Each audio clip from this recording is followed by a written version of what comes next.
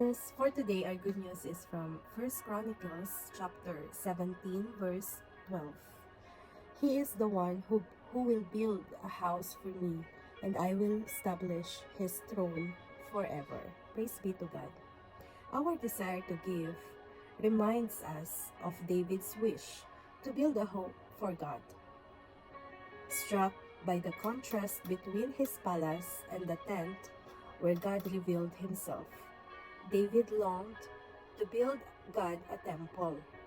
Instead of granting David's wish to give, God responded by giving David an exceedingly better gift.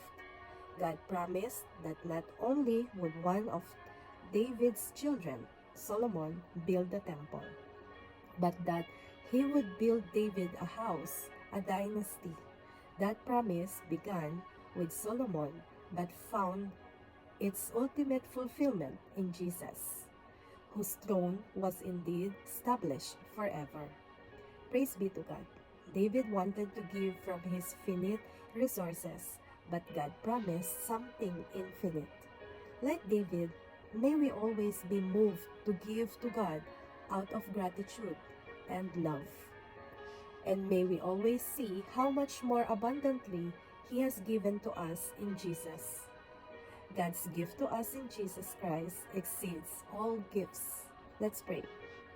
Father God, I thank you for your astounding gift to me in Jesus Christ. Your love overwhelms me. In Jesus' name, amen. Have a blessed Sunday, everyone. Till next good news.